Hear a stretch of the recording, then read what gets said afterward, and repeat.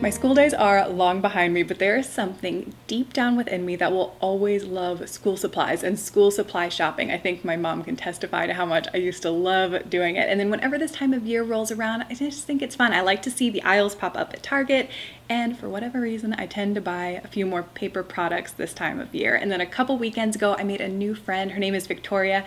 She's local to Virginia. She lives closer into the city than I do, and we met for coffee to talk about blogging and YouTube. She has both a blog and a YouTube channel called Viciloves. She mentioned she was going to do a Vlogtober, so I was asking what some of her video ideas were, and she mentioned a stationery haul, which I was all about. And then she told me about a new stationery store that opened up in Old Town Alexandria.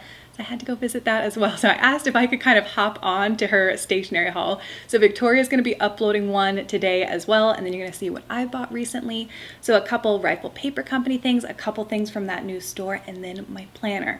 A lot of planning companies have their big launches this time of year, and I did buy a new planner from Inkwell Press. It's not one I've ever had before. It's actually something new that they're just releasing this year, which I'm really excited about. So I think I'm going to go ahead and start out with just a couple Rifle Paper Company items. Rifle Paper Company came out with enamel pins, and they are adorable. I loved them all, but I ended up choosing 3. I got the floral one, of course, and then the sunglasses, and even the little paper backing that they come on is so stinking cute.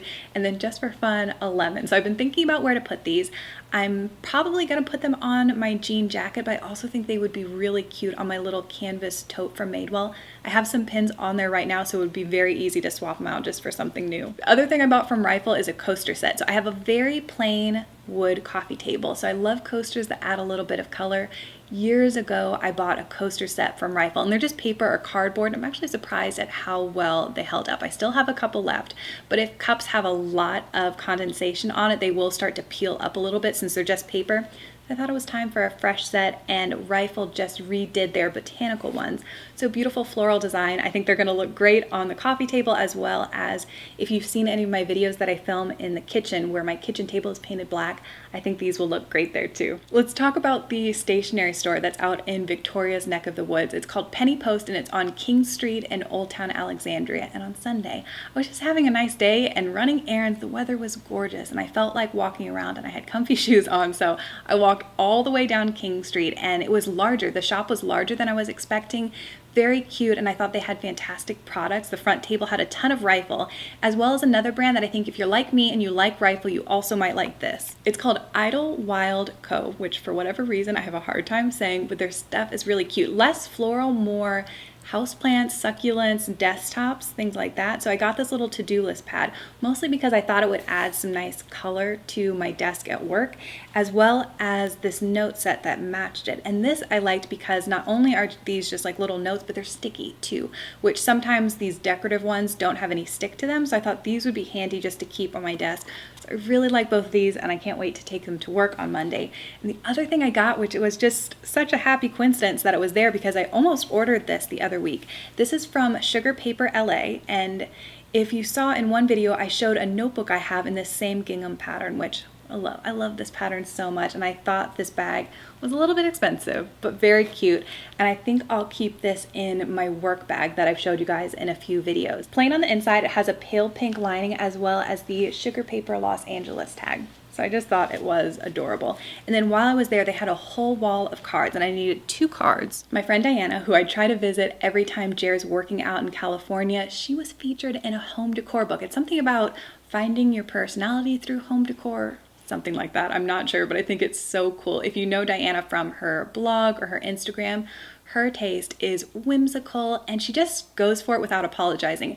Her entire kitchen is hot pink, like the cabinets and everything, and you might be thinking like that sounds crazy, but it works, and it is her, and I can totally see why they chose her to be a part of this book. So she texted me that she was putting a copy in the mail for me, which is so nice because I definitely would have bought it anyways just to support her. So I wanted to get a thank you card, and I found this one, and it says, "I really, really wish you lived down the street." And there's 2 coffee cups.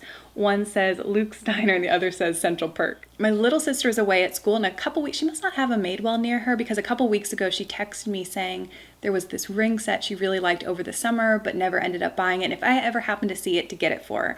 I looked a couple times and I thought it must have just been too old, but on Sunday, one of the errands I was running was to Madewell, and in the sale bin, they had that set in her size on it was way marked down, so I think she'll be really excited when I send it to her. So I wanted to include a little card. This one is from Smitten on Paper.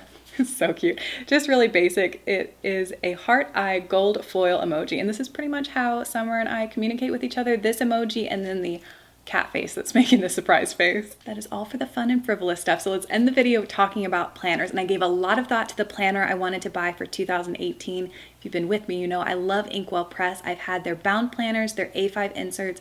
I love their products. I feel like they put a lot of thought and heart into their products. So I was looking at their offerings, and at the beginning, maybe in the spring, I think I mentioned in a planner video, I was reading a book called Getting Things Done by David Allen. Kind of a dry book if I'm being honest, but I think there's some really amazing principles that if you want to be more efficient, if your current system isn't working and you're not sure why, I think this book might be interesting for you to read. It took me a little bit of time to get through it, and I will admit, I think David must be a lot busier in his life than I am in mine, because I dumbed down his system quite a bit, but I really like it now. And one of his main tenets is that you need to get everything, all this information out of your head. I don't know if you're like me.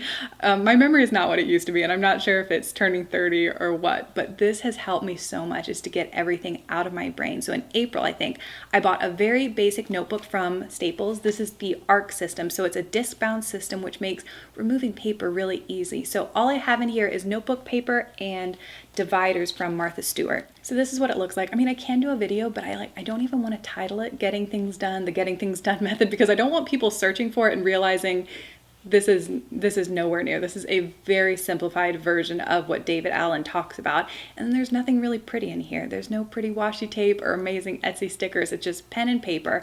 So that's why I haven't done any planning videos really, because there's nothing super pretty to show you. It's just me writing and then scratching things out as I get them done. But this is my brain outside of my head, and even though it's not super fancy or stylish, I love it, and it makes me feel really happy and secure. Like I'm getting stuff done and I'm not forgetting to do things.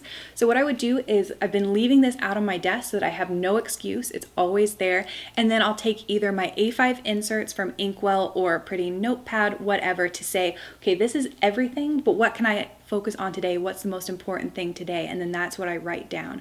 So with that mindset, that's what I started looking, as I was shopping for 2018, and I found something really cool. This is brand new from Inkwell Press. It's called their Daily, and I loved how simple it was. I think they're calling this coil free, and I love that when it opens up, it kind of lays flat, and it also has, sorry, that's super loud. It also has this beautiful wood grain feel to it and a gorgeous gray color with a little bit of gold foil.